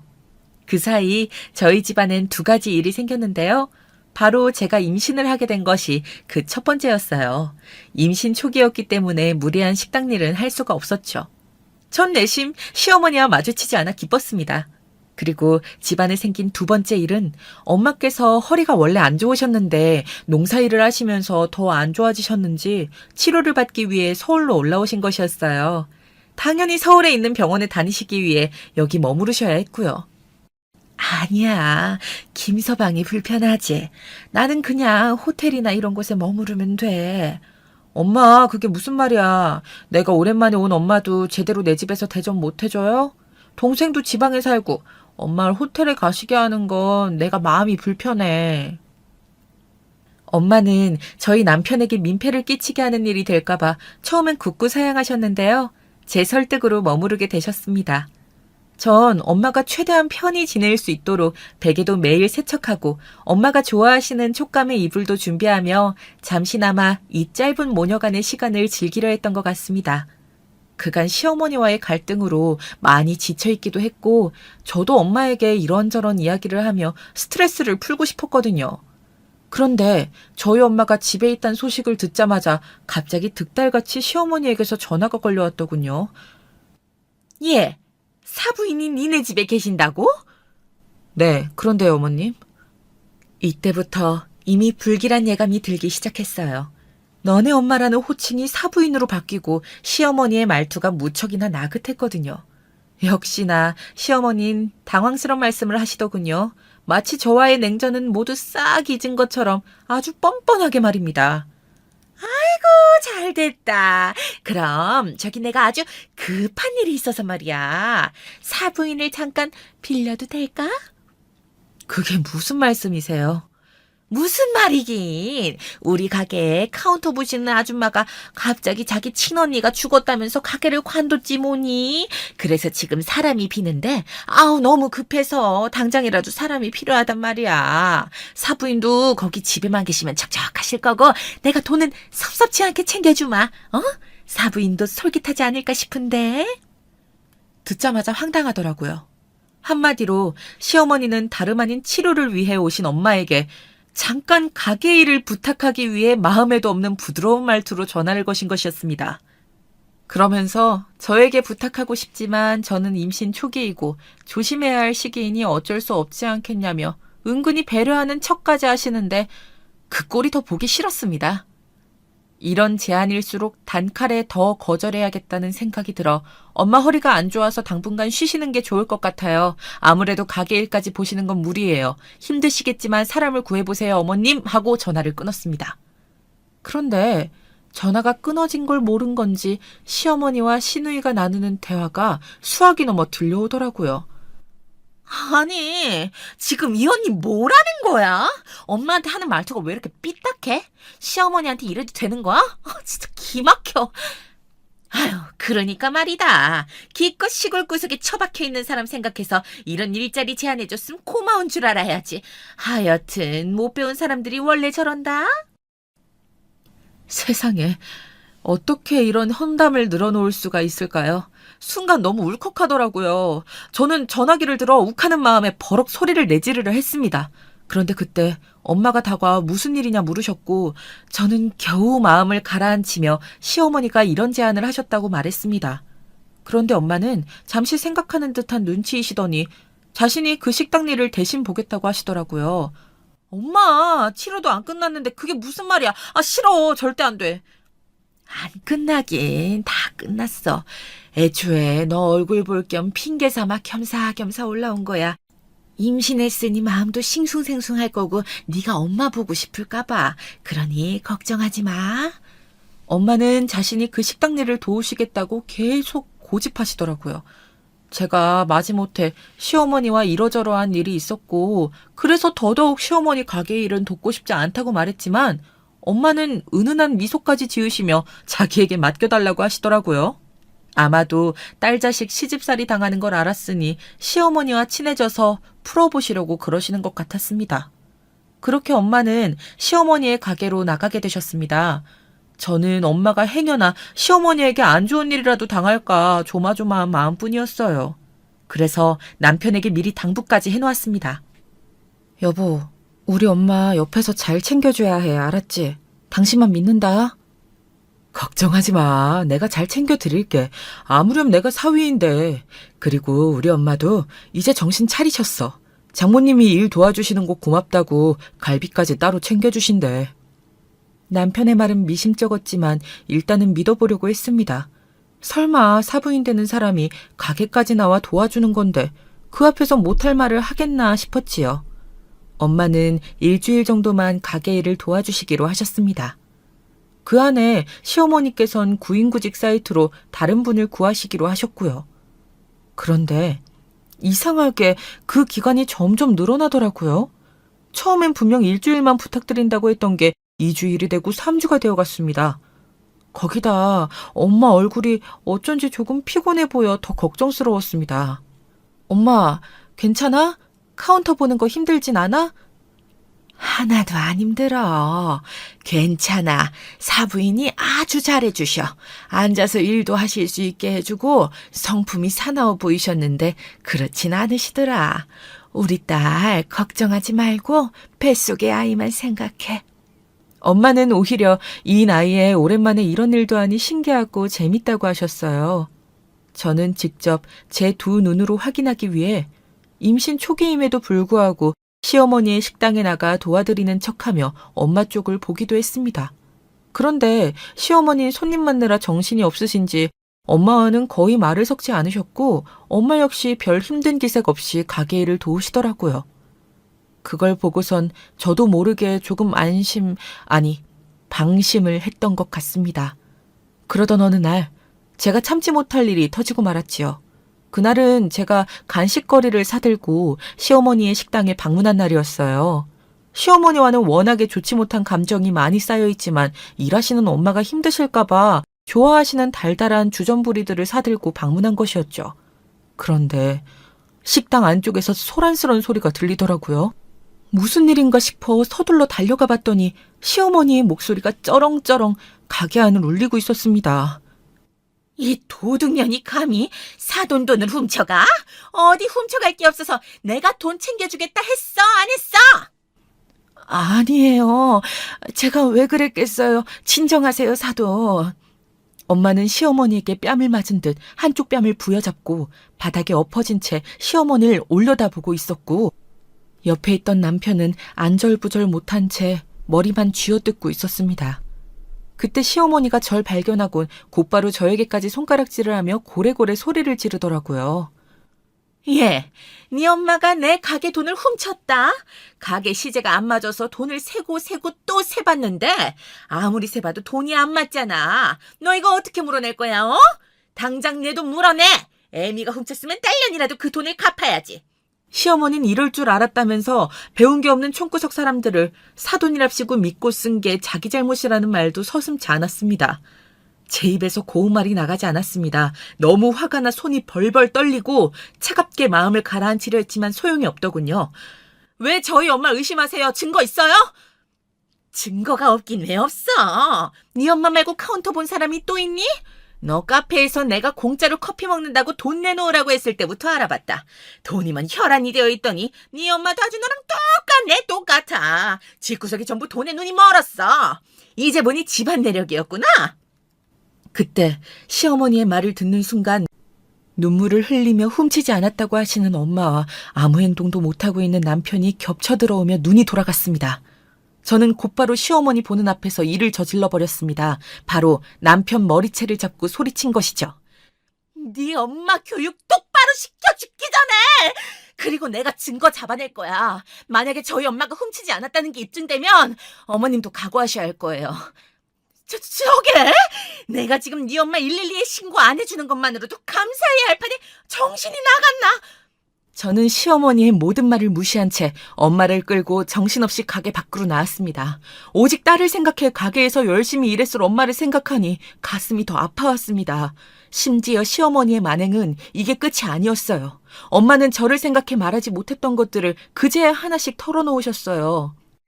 시어머니가 손님들 보기 좋게 항상 웃고 있으라고 한 것, 조금이라도 표정이 굳어있거나 힘든 기색을 내비추면 와서 웃으라고 소리를 지른 것, 거기다 이 사실을 저에게 이야기하면 임신한 딸 이혼시킬 거라고 입단속 잘하라는 경고까지 했다고 합니다. 저는 너무 화가 나 엉엉 울며 아빠에게 전화해 이 일을 털어놓았습니다. 뭐? 네 엄마가 그런 일을 당했다고? 이런 정신이 썩어도 한창 썩어 문드러진 것들. 당장 서울로 올라가마. 아빠는 바로 서울로 올라오셨고 저희는 집안에 모여 무거운 분위기 속에서 한참을 침묵하고 있었어요.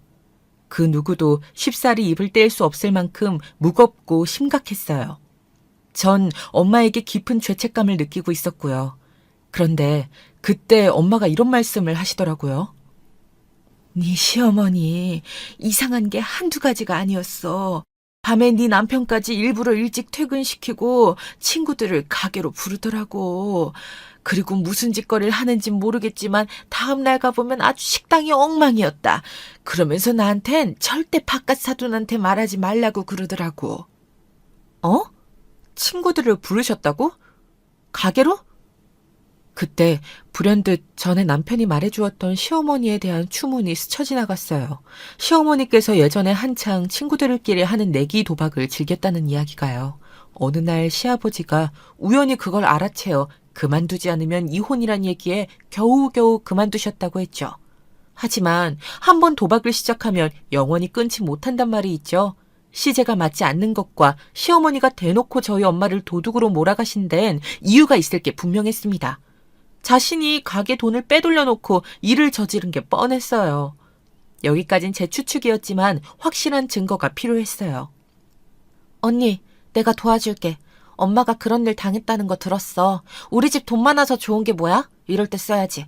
가게 CCTV는 언니 시어머니가 아마 다 지웠을 것 같아. 일단 내가 아는 사람 통해 손 써볼게. 손을 내밀어준 건 동생이었어요. 동생은 자신이 아는 업체를 통해 증거를 잡겠다고 했고 저희 가족은 간절히 그날을 기다렸어요. 그리고 동생이 건넨 USB를 확인한 결과 생각보다 더 추악하고 기막힌 광경에 허탈한 웃음이 나올 지경이었죠. 시어머니가 저희 엄마를 내쫓고 난 이후 식당에서 벌어진 일들을 촬영하고 녹음한 USB였는데요. 저는 캡처본을 촬영하여 곧장 식당으로 향했습니다. 가는 내내 웃음이 절로 지어지더라고요. 먼저 미리 찍어놓은 영상 캡처본들을 시아버지 앞에 보여드렸습니다. 시아버진 보시자마자 같이 온 저희 엄마와 아빠를 향해 털썩 무릎을 꿇으셨어요. 이거 죄송해서 어떡합니까? 저희 집사람이 아주 큰 무례를 저질렀네요. 정말 죄송합니다. 사부인에게 어떻게 정신적 피해 보상을 해드려야 할지. 시아버지의 진심 어린 사과에 엄마와 아빠는 정중하게 모르신 일이니 시부의 잘못이 아니라고 말씀하셨어요. 저 역시 시아버지께선 지금껏 저에게 악의 없이 대하신 걸 알기에 용서해드렸습니다. 그런데 호랑이도 제 말하면 온다고 때마침 경쾌한 풍경 소리가 들리더니 남편과 함께 시어머니가 가게에 도착했더라고요. 시어머니는 벌컥 화를 내더군요. 이 도둑년들이 여기가 어디라고 찾아와? 얘, 너 내 아들이랑 이혼은 각오하고 온 거지? 네가 아무리 내 손주를 뵀다 해도 나는 도둑년 딸이랑은 절대 상종 못한다. 시모는 적반하장으로 이혼을 강요하고 나섰습니다. 같이 온 남편 역시 멀뚱멀뚱 지켜보고 있더라고요. 저런 걸 데리고 지금껏 결혼 생활을 유지했다니 천추의 한이었어요. 전 시모에게 바로 반격을 해드렸습니다. 준비한 자료들을 몽땅 공개하면서 말입니다. 가게에서 남자 끼고 내기 도박하고 즐거우셨겠어요. 뭐야? 이미 시어머니는 뭔가 걸렸다고 생각했는지 당황한 티가 역력했습니다. 그런 시어머니에게 전 불 꺼진 가게에서 내기 도박을 하는 시어머니 모습이 담긴 사진들을 보여주었어요. 안색이 하얗게 질리는 걸 보니 저절로 미소가 지어지더군요. 남편 역시 이게 뭐냐며 입술을 파르르 떨며 체온말 쳐다보더군요. 시어머니는 입을 꾹 다물 뿐 아무 말도 하지 못했습니다. 여기서 끝이 아니에요. 제가 좀 더 정확한 증거를 가져왔거든요. 기대하셔도 좋아요. 그리고 마지막 무기로 쓰려 했던 녹음 파일까지 재생했습니다. 한 여자의 경박한 웃음소리와 함께 음침한 말이 울려 퍼지자 시모도 남편도 머리를 숙이고 있던 시아버지까지 경악할 수밖에 없었지요. 내가 누명을 아주 잘 씌워놨지. 걱정 말어. 우리 바깥 양반은 알래야 알 수가 없으니까. 그러고 보면 내가 머리하는 기똥차게 잘 굴러가. 역시 누나가 최고야. 누나, 이 가게 잘 되면 앞으로도 나한테 용돈 맨날 줄 거지? 그럼 당연하지. 용돈 정도에 내가 매달 팍팍 주고도 나만 믿어. 나머지 녹취 내용이 더 남아있지만 차마 여기 쓰기에도 추악한 내용입니다. 알고 보니 시어머니는 내기 도박도 모자라 누가 봐도 꽃뱀인 남자와 놀아나고 있었고 남자에게 돈을 빼돌린 것을 들키지 않기 위해 저희 엄마를 도둑으로 몰아간 것이었어요. 그 험한 말을 하면서 말입니다. 무너지는 시아버지의 표정을 보니 마음이 안 좋긴 했지만 어쩔 수 없었습니다. 죄를 지은 사람은 그 값을 받아야 하니까요. 어디서 이런 거짓 증거를 가져와서 너 아주 보통 계집애가 아니구나.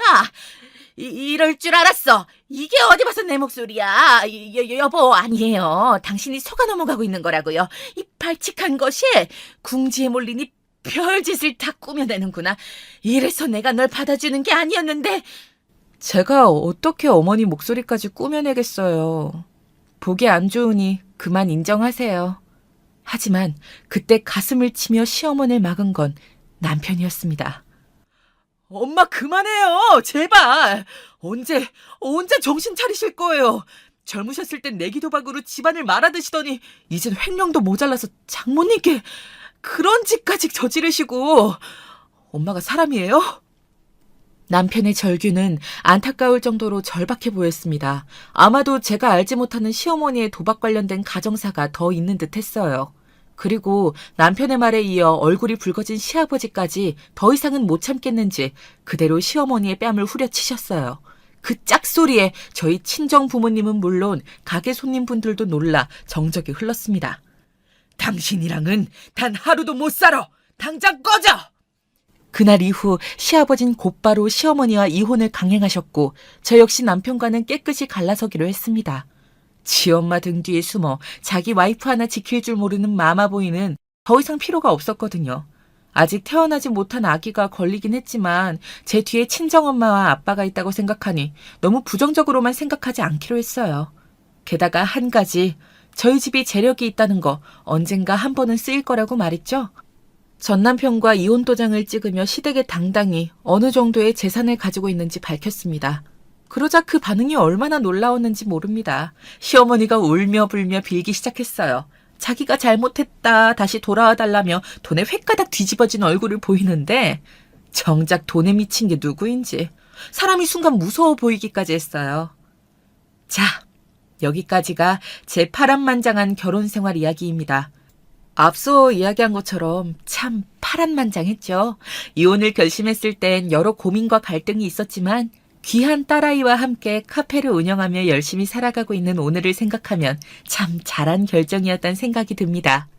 여러분들도 오늘 하루 알차고 보람차게 마무리하시길 바랍니다.